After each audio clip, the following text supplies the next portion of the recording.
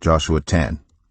Now Adonizedek, king of Jerusalem, heard that Joshua had taken Ai and totally destroyed it, doing to Ai and its king as he had done to Jericho and its king, and that the people of Gibeon had made a treaty of peace with Israel and had become their allies.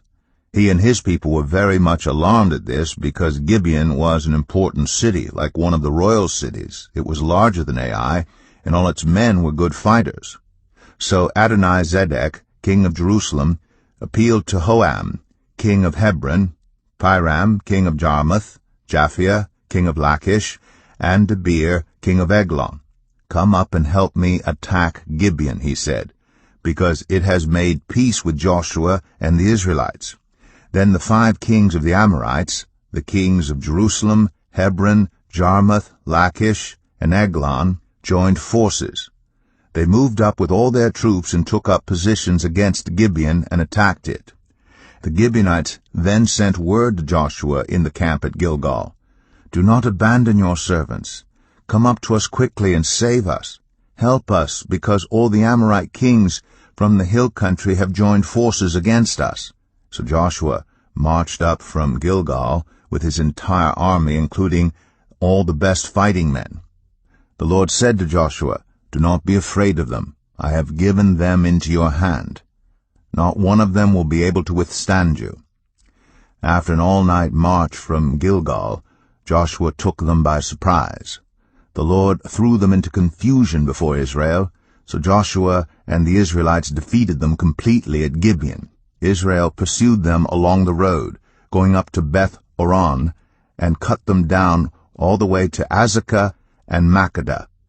As they fled before Israel on the road down from Beth-oron to Azekah, the Lord hurled large hailstones down on them, and more of them died from the hail than were killed by the swords of the Israelites. On the day the Lord gave the Amorites over to Israel, Joshua said to the Lord in the presence of Israel, "Sun, stand still over Gibeon, and you, moon, over the valley of Ajalon." So the sun stood still, and the moon stopped, till the nation avenged itself on its enemies, as it is written in the book of Jashar. The sun stopped in the middle of the sky, and delayed going down about a full day.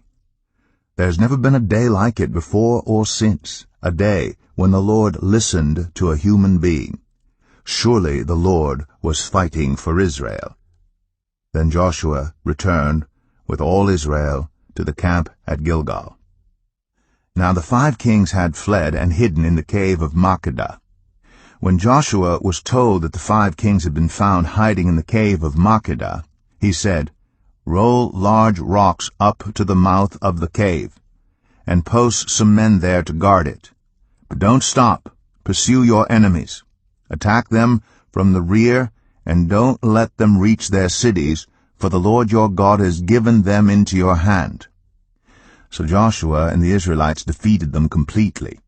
But a few survivors managed to reach their fortified cities. The whole army then returned safely to Joshua in the camp at Makkedah, and no one uttered a word against the Israelites.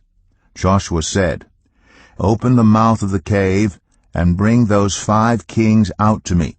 So they brought the 5 kings out of the cave, the kings of Jerusalem, Hebron, Jarmuth, Lachish, and Eglon.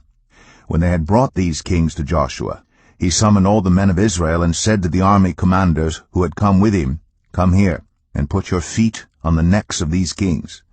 So they came forward and placed their feet on their necks. Joshua said to them, "Do not be afraid, do not be discouraged. Be strong and courageous.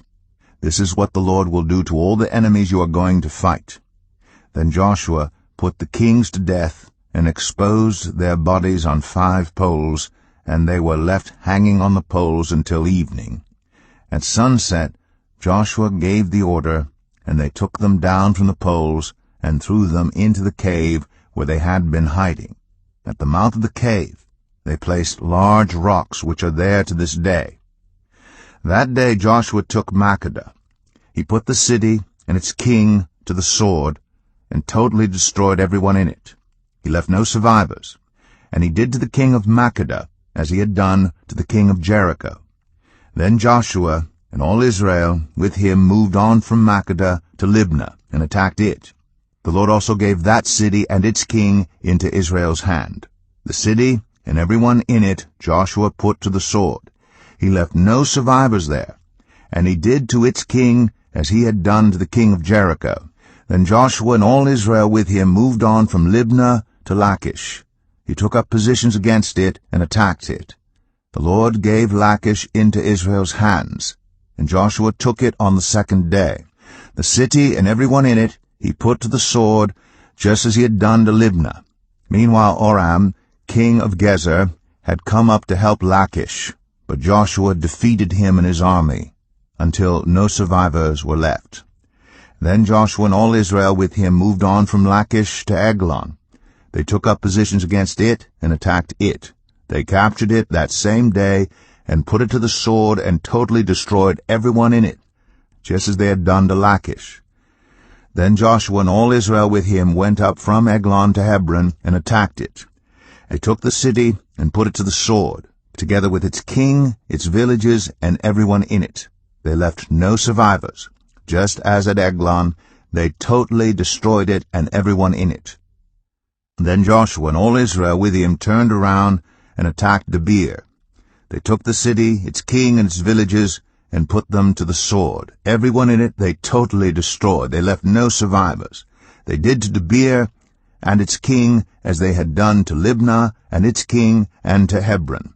So Joshua subdued the whole region, including the hill country, the Negev, the western foothills, and the mountain slopes, together with all their kings. He left no survivors. He totally destroyed all who breathed, just as the Lord, the God of Israel, had commanded. Joshua subdued them from Kadesh Barnea to Gaza, and from the whole region of Goshen to Gibeon. All these kings and their lands Joshua conquered in one campaign, because the Lord, the God of Israel, fought for Israel. Then Joshua returned with all Israel to the camp at Gilgal.